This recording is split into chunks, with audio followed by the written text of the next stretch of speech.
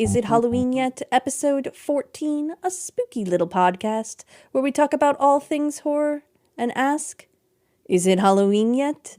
I'm afraid not, ghouls, ghosts, and goblins, but we have made it to the spooky season. It's only 25 days until Halloween. I'm your Ghostess Spencer, and let's see what we have on the slab this week. First off, I would like to say thank you to all of you for being so patient with me this last month. Wanting to create things while also having ADHD can sometimes be very torturous when your brain won't work the way you want it to, when you can't write your script the way you want it to, when you can't focus on the trailers to form opinions about them. It just gets very frustrating. It's even more frustrating when it happens at the beginning of your favorite season. So thank you to all the people who reached out to make sure I was doing okay. It was very sweet of you, and I'm feeling much better. It's finally fall here. The rain has started to fall, so let's get caught up on all of the news.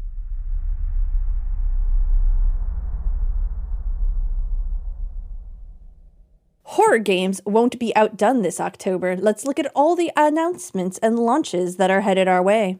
The Alfred Hitchcock game Vertigo is being delayed on consoles until 2022, but the developers have showed off a new trailer of the narrative game, letting us all know that the Steam version is set to release on December 16th, 2021. The game has a very interesting air about it, and I'm down to see how Alfred Hitchcock and the narrative game can be fused together. Techland pulled itself together to show us a new gameplay footage for Dying Light 2.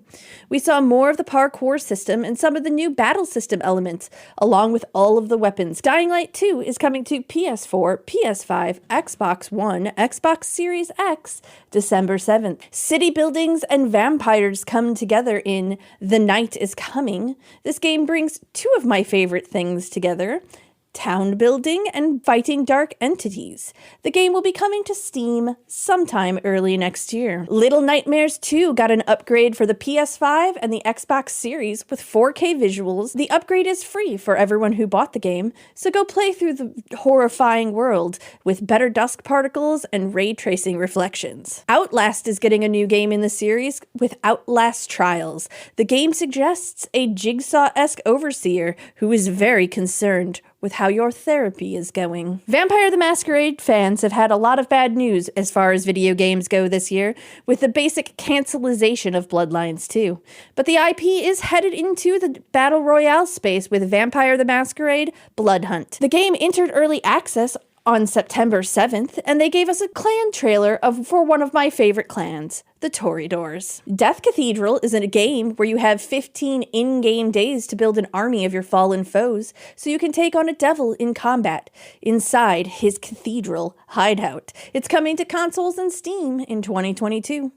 Supermassive Games gave us a look at House of Ashes, the upcoming entry to the Dark Pictures anthology. One of the best things about Spooky Season is their delightful replayability of these narrative games. Bandai Namco also revealed a collector's edition, which has one of the demons from the game. I've been trying to stay pretty low profile on how many trailers I've watched for this, so I didn't want to get another Dark Pictures anthology game ruined because I think they gave away too much, but I will definitely be playing this, and that should be up on my YouTube at some point in November. Spookware is out now. It's a skeleton-filled mini-game road trip that was born out of the love for games like WarioWare. What started as a small project has turned into a full-fledged game. The first 3 chapters are out now on PC. Netflix is getting into the game business and launching its game service with 2 Stranger Things games. Stranger Things 3, the game, is a companion to that season, and then the action-adventure game Stranger Things 1984. It takes you on an air-fueled ride where you solve puzzles and collect what, of course, Eggos. Crowd favorite Souls-like side-scroller Blasphemous is getting a DLC and a whole-ass new sequel in 2023. The game will see the Wounds of Eventide DLC drop on December 9th. No platforms have been announced for the sequel. When I know more, you will definitely know more. Stubbs the Zombie remaster, Rebel Without a Pulse, is getting a physical release on October 26th. This fun and very quirky game, and the soundtrack that was a favorite of mine for quite some time, will be headed to PS4, PS5, Xbox One, Xbox Series S and X, and the Nintendo Switch. However, the Switch version will set you back an extra $10 at $29. I love Stubbs the Zombie. One of my favorite facts about video games is Stubbs the Zombie was made with the Halo engine. From Software has been keeping pretty quiet in the lead up to January 21st's launch of Elden Ring. But this past month, several game outlets were allowed to publish their first previews of the game. The map is much larger than we're used to for this style of the game, so big that it is using a Breath of the Wild style waypoint system. There are also retry points that make death slightly less painful as you make your way to your corpse. You will also have a horse to help travel across the dangerously deadly land. Elden Ring has more traditional storytelling, and that makes sense since Elden Ring is a George R.R. Martin joint. It's the project that he's been using to keep him busy instead of writing Winds of Winter. Puzzle game Dying 1983 shows us gameplay at Gamescom. The game is a sequel to Dying Reborn and is a puzzle horror game where you are solving puzzles to uncover the hidden truth to that world you are exploring. No date just yet, but it is headed to PS5 first and PS4 and PC to follow. EA came in strong and showed us some very early footage of Dead Space last month. We found out that Gunnar Wright will be voicing Isaac Clarke. Dismemberments are going to become more violent and complicated.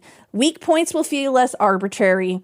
Zero gravity means living out your Thanksgiving Day parade dreams to float about. This will be bringing the first game into parity with the two sequels. Thanks Satan, there are no microtransactions, and we are going to see a fleshed out lore and side characters without fundamentally changing the foundation's story that Dead Space told. And that's all great to hear. I hope EA can do the work it needs to restore this IP to both the quality of both the original and the sequel. I don't still quite understand why they chose to close Visceral Games in 2017 if they knew there was a chance they could be bringing back Dead Space so soon. I'm glad that Motive, though, however, seems to understand the reverence that the fans have for this project, but the closing of the OG studio still stings. Japanese horror survival game Shadow Corridor is headed to Switch on October 26th. Spiders with baby heads and lifeless masks will terrorize you in the game that is set in traditional Japanese locations, which you will have to escape from through randomly generated maps. Pinhead and the Chatterer have made their way to Dead by Daylight. I've been playing a bit, and I'll say, Pinhead does take some getting used to. He's not the easiest killer to play, so that has a lot of players describing him as junk, but work with him and you will be rewarded. Sadly, we were denied yet another final girl for the game, but we will be getting a teenage witch named Mika Reed in October. In the world of In a Sound Mind, you play as a therapist where you meander your way through an old school horror warehouse to find tapes of your patient's sessions. Each level of the game is playing through one of the tapes, making each level varied and tailored to the issues and problems of each patient. And you have to uncover a dark truth about the town. This will be out on Xbox Series, PS5, and PC later this month on the 28th, and it's heading to Switch sometime later this year. With all the talk of the genre giallo that came around the debut of Malignant, Bloodwash showed up at the perfect time. This PS1 era horror game that centers around a serial killer who stalks pregnant women at the 24-hour laundromat is out now on Steam. Darkest Dungeon is going into early access on the Epic Games Store later this month on October 26th. Neil Newbon has hinted that there may be a new Resident Evil game on the way. While he could just be talking about Resident Evil 4 Remake, Capcom has remained tight-lipped about anything beyond the RE4 remake and the Village DLC coming. Hopefully we'll hear more from them soon. I wouldn't get too worried about it though, because they seem to have been doing a cadence of remake, new game, and I think 2022 will be RE4's time to shine. Death Gambit Afterlight is out now on Nintendo Switch. The Afterlight edition has a bunch of extras, 10 new levels, 22 new weapons, and more skills and talents. The expansion is free to existing owners of the game. In Death Gambit, you play as an agent of death. You have to purge the realm of souls and find your rewards for a job well done. Blood Rain and Blood Rain 2 will be coming to consoles as revamped I get it, I see you. Additions. They will have higher resolution, upscaled cinematic video improvements to light and engine improvements for water and fog and shadow. No exact date yet, but Limited Runs Games says it's coming later this fall. If you have a Nintendo Switch, you can now play some of the best Castlevania games ever made. The recently released Castlevania Advance Collection is out now. V Rising lets you command a vampire army to hunt monsters and wield powerful magic. It will have co-op PvP and will be on track for a beta later this year. When I know more, you'll know more. Horror Story Hallowseed receives early access overhaul, and we've learned the final release date. They have improved the visuals, the audios, some of the levels, and the puzzle. If you want to play this horror puzzler in its final form, you can do so on October 28th. Everyone's favorite witch is back. Bayonetta 3 was finally shown at the latest Nintendo Direct. The game looks insane and zany in all the best ways. I can't wait because we got a release year of 2022. If I had to bet, I would say probably this time next year we will be playing Bayonetta 3. It feels like on the level of a Metroid Dread type game. Perfect for Halloween. We've got a lot of home movie releases headed your way. 7 Films released All the Haunts Be Ours, an upcoming limited edition folk horror compendium. The 15-disc set, which includes 12 Blu-rays, 3 CDs, will be limited to 4,000 copies. One of the films included in the series is Woodland Dark and Days Bewitched, a documentary about the subgenre. I'm very excited to see the documentary. I'm not sure if I will get such a limited edition set because there are people who are crazy about it, and if there's only 4,000, I want all the folk horror people who are obsessed to get their hands on it. Wes Craven's less talked about masterpiece, The Hills Have Eyes, is getting a 4K Blu-ray release with limited edition packaging for the US and UK. The collection has a documentary on the film's making, along with audio commentary by the late Wes Craven. Pre-orders are up now, and that will be arriving November 9th. Phantom of the Opera... Not of the opera. Phantom of the Mall, Eric's Revenge, is headed to Blu-ray in the States on November 23rd. In an 80s take on Phantom of the Opera, there's 3 different cuts of the film included: the theatrical cut, the TV cut, and the integral fan cut. Dracula Dead and Loving It is headed to Blu-ray. The beloved Mel Brooks classic starring Leslie Nielsen is headed home on November 23rd. This was a movie I loved as a child. It was one that I could reliably get to my dad to watch over and over. Everyone's favorite Christmas nightmare is headed to 4K and Ultra Blu-ray. Michael Dougherty's Krampus, The Naughty Cut, restores some of the dialogues and scenes that were cut to clear the MPAA's R rating. The Blu-ray does not include the theatrical release, but was supervised by Dougherty. Get ready to be scared of Christmas on December 4th. The Green Knight is headed to 4K Ultra HD Blu-ray on October 12th. WNUF Halloween Special is a strange little fic, where a news team in 1987 is trying to contact spirits in a haunted house. Something goes terribly wrong, and the tape of what transpired that night has finally surfaced. You can get your hands on this now, just in time for your 30 for 31 Horror Watch. Last Matinee is headed to Blu-ray in October. If you can't wait, you can watch this film now on VOD. Suicide Club director Sion Sono's Prisoners of Ghostland is headed to Blu-ray on November 16th. If you can't wait to watch what Nick Cage has said is the wildest movie he's ever made, it's on VOD right now. And there is a fantastic vinyl from Waxworks Vinyls that's out right now that didn't get in the list, but I had just seen it when I was getting ready to sit down. It's gorgeous, the vinyl's beautiful, and the soundtrack I hear is amazing. Can't wait to watch this movie, haven't had a chance to.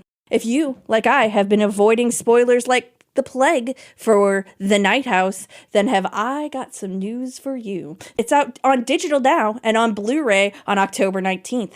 I cannot wait to see this. I'm trying to decide if I want to buy it on digital or if I want to buy it on Blu-ray. I think I might just break down and buy it on digital because I really want to watch it. It's a busy holiday season for Rob Zombie fans. Last episode, we talked about 3 from Hell getting a 4K release. Today, we have a new Blu-ray steel release of 31, and it will become a Target exclusive. M. Night Shyamalan's Old is headed to 4K and Blu-ray on October 19th. You can buy it now on iTunes. Arrow Video is bringing another Giallo Essentials collections to your homes. In the second volume of this collection, 3 movies they have chosen to include are What Have They Done to Your Daughters, Strip Nude for Your Killer, and Sergio Marto's visionary Torso, a film many credit with helping inventing the modern American slasher. Evil Dead fans are being fed well this year. The Evil Dead Groovy Collection is headed home on November 19th with a 4K Ultra HD version of the first two films, and Ash vs. the Evil Dead. It will cost about $79.99 and give audio commentary with Sam Raimi and everyone's favorite Chin, Bruce Campbell. Severin Films is giving us 4 Blu-ray debuts with The Nasty Habit, the Nunsploitation Collection. On November 30th, we'll be getting 4 films I know nothing about, but all have to do with the theme of nuns. Christina, Devil Nun, Story of a Cloistered Nun, Image in a Convent, and The True Son of Non Morza. Nunsploitation films are a subgenre of films from Italian makers that wanted to lodge blasphemy at the church, and I'm excited to check these films out as I always love finding new, older films and genres. I think that's enough torture for your wallet this week. Let's see what news we've got for the smaller screen. First up, we got a trailer and a release date for Showtime's upcoming horror series Yellow Jackets. It has an all-star cast including Melanie Lewinsky, Tawny Cypress, Christina Ricci, Juliette Lewis. The show focuses on a group of women who as teenagers were teammates and survivors of a plane crash. The trailer has me interested. I normally don't get into Showtime shows. I'm very wary of them since Dexter, but this has got me. I love that they hint that the wildness makes the girls turn into a weird cultish tribe to survive, and I can't wait to see how those actions are paid off 25 years later. AMC Plus is trying to get you to add another streaming service to your life with the vampire show Firebite. The show Firebite follows 2 Indigenous Australian hunters, Tyson and Shanka, on their way to battle the last colony of vampires in the middle of a South Austrian desert. It's a short series with 8 episodes and will be headed to AMC Plus later this year. Apple TV is adapting Victor Lavelle's novel The Changeling, written by Kelly Marcy, who brought both Venom and Cruella to life. Lakeith Stanfield, who you may remember from Get Out or Knives Out, will star in this horror fairy tale for grown-ups. Guillermo del Toro's Netflix anthology, The Cabinet of Curiosity, has an all-star cast and all-star directors.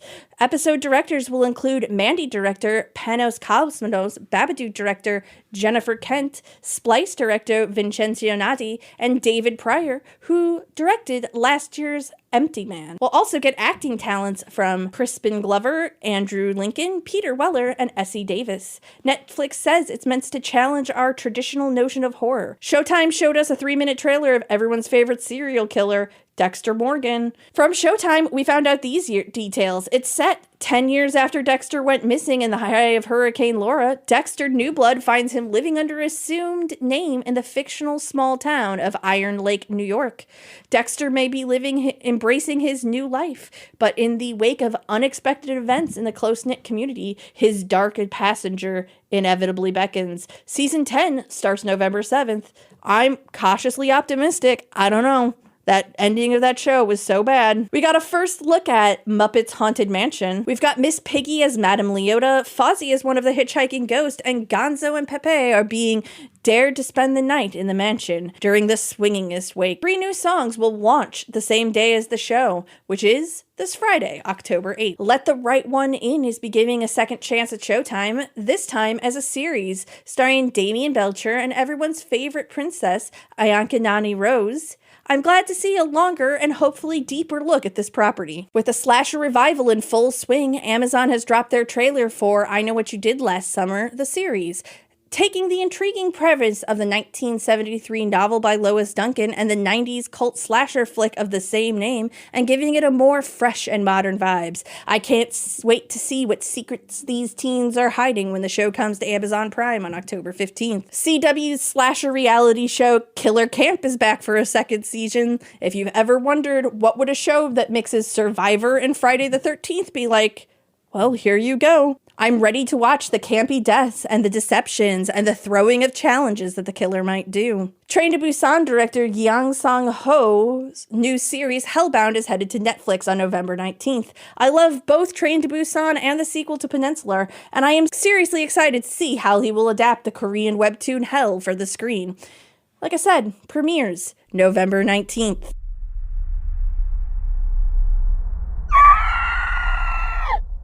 Moving on to movie news, Shudder is making sure the horror hits all year round and is bringing us the Christmas set French horror film, The Advent Calendar. The movie, according to Shudder, is about Eva, an ex-dancer who is now living in a wheelchair, unable to walk. When her friend Sophie gives her an old wooden antique Advent calendar before Christmas, she realizes each window contains a surprise that triggers repercussions in real life. Some of them good, most of them are bad.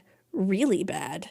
Now Ava will have to choose between getting rid of the calendar or walking again, even if it causes death and destruction to everyone she holds dear. Horror icon Bill Moseley is set to star with Gigi Gustain in Chastise. The film follows two women traveling the country in their mobile tattoo van, trying to right injustices through human trials and full-on vigilante justice that ends up sparking a social movement. The Witches of Eastwick is getting a remake over at Warner Brothers. Under the direction of Ninja Thyberg, she's also writing the film. It's unclear if her screenplay will be based on Miller's version or the John Updike 1984 novel of the same name, on which the first film was based.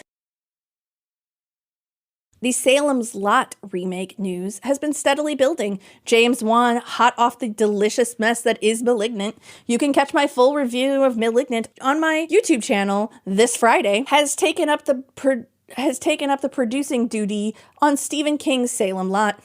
Gary DeBauer, who has worked with Wan on both Annabelle Comes Home and The Nun, will write and direct. Hollywood Reporter got the scoop that Louis Pillman is going to star. DeBauerman spoke on the film in 2019, saying, "I haven't seen a scary vampire movie in a long time, and I'd really love to tackle that. It's one of my favorite books. It's one of my favorite Stephen King books. We felt that it should have the cinematic treatment we gave It. It was a mini-series as well. I agree, Salem's Lot really does deserve the It treatment, and from the looks of the cast list we're getting, it's getting just that. Alfre Woodard, William Sater, Mackenzie Lee, Bill Camp, Spencer Treat Clark will star. The movie's headed our way, Halloween 2022. Home invasion movie See For Me has been picked up by IFC Midnight. Deadline gave us an intriguing plot summary. Skylar Davenport plays blind former skier Sophie, who accepts a last-minute house-sitting job in a secluded mansion. But she awakes in the middle of the night to find the house under invasion by a group of thieves seeking a hidden safe. Her only means of defense is a new app called See For Me, which matches her with a volunteer across the country who uses Sophie's cell phone to see on her behalf. Stubbornly independent, Sophie is reluctant to accept help until she is connected with Kelly, an Army veteran who spends her days playing first-person shooters. The film stars Skylar Davenport, as I said, who is a visually impaired actor. I'm extremely excited to see this film when it releases in 2022. The internet doom and gloom around this next story has yours truly's stumped. Texas Chainsaw Massacre has found a new home on Netflix. Everyone began decrying the death of cinematic releases of horror films, but I don't see it quite that way. Texas Chainsaw Massacre is a horror fan's IP. It is not a series that many outside of the genre fans care about. People know who Leatherface is, but mainstream audiences don't love Leatherface. This isn't a knock to Texas Chainsaw Massacre. I love Texas Chainsaw Massacre. But I think that it's important to remember that this reboot is actually a Texas the Chainsaw Massacre sequel that takes place years after the shocking events of the original film. Whether we like it or not, streaming is the future of film. Horror as a genre has always been on the forefront of things that change film. Horror helped birth film itself. FX and digital effects came of age in the genre. So seeing icons of the genre embracing the future distribution plan is very exciting. Paramount Plus, next of kin, will be headed to Paramount Plus streaming services. The executives from the platform say that fans should look forward to an unexpected reimagining of the beloved horror franchise. What's got my interest piqued is Christopher Landon is back at the helm. Both this and a documentary about making of Paranormal Activity will be hitting the service just in time for Halloween. We found out recently that the film also received an R rating. Ghostbusters Afterlife is moving one weekend back to November 19th. That's really it. That's the news. 1 week back. Scott Cooper's Antlers is headed for theaters this fall on October 29th. Those who are fearful of spoilers should know that it will debut at Beyond Fest on October 11th. I hope that we hear something about a digital release of this film soon. I cannot wait to see it. A little bit of sad news. Rob Zombie's Halloween is no longer the Labor Day box office record holder after 14 years. That's quite a run. Thanks to Marvel Studios' latest outing, Shang-Chi and the Legend of the Ten Rings, The Shape is now in second place. More happy Halloween news. Halloween Kills will be headed to Peacock day and date. I am so excited to be able to watch this in the comfort of my home with a spooky charcuterie board of snacks.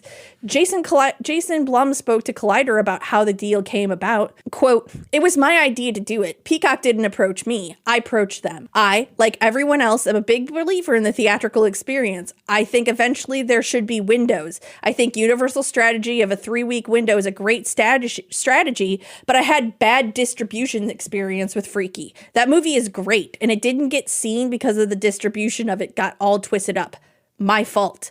I did not want to go through that experience again, and I didn't want to have a movie that I'm really proud of and think is great, and there have an excuse for why people didn't see it. So I'm the one who pitched Universal, and then I pitched Jamie, and then I pitched David. It was my idea. I stand behind it, and I'm glad that we're doing it. I'm glad that you're doing it too. I do agree. I think there should be windows. I think even as we get out of COVID, I think especially as we get into the winter though, and cases look like they're probably going to go up a little bit, and people are still pretty tepid about going to the movie theater. I know Venom just knocked through like $90 billion at the box office, which is a lot of money, but that is not anywhere. It's getting closer to the ballpark of what people were doing, but not quite in that, you know what I'm saying? Like not quite there. I think that having a window is good and letting people know the cadence of how this goes. I think that's best for everyone. The fact that we have directors out there decrying it and crying about it and screaming about it and everybody acting like the end of the movie theater is coming. The end of the movie theater is coming if they stop making the movie theater experience better. I get into fights a lot with people who live in Los Angeles. I lived in Los Angeles for a long time, and the movie theater experience in Los Angeles is not like that anywhere else. We have one good movie theater in our area, and it's not even in this city. It's in the next big city. There's just not a lot of quality theater experiences out there. People have really sick setups for their home movies. We have a pretty decent setup with a soundbar and a soundbar and a woofer and surround sound. It's not like top of the line or anything. It's like mid-level, but it's like still good, and it makes it nice when we want to watch a movie. We've got more Christmas horror headed our way this year. Silent Night, starring Keira Knightley, will stream on AMC Plus this December. The film follows a group of friends that have an eventful Christmas dinner. Malignant was the first R-rated horror film to debut in China. Wan made some strategic cuts to the film to get the Chinese release. The movie will debut on all 6 major internet company platforms. The team behind Terrifier 2 is working on a movie starring Danielle Harris and Jeffrey Combs. The team, who is currently seeking funding to finish the film on Indiegogo, says the film is about 90% shot, but the post-production cost exploded due to the pandemic, so they're reaching out to horror fans to help complete the film. Warner Brothers is looking to build a gory, bloody Mortal Kombat cinematic universe. While I enjoyed the latest entry in the series earlier this year, it's a fun romp through a world that is confusing to even the most devoted of fans. So I have my doubts if this goofy IP can sustain the weight of a cinematic universe, but I'm willing to see how they try.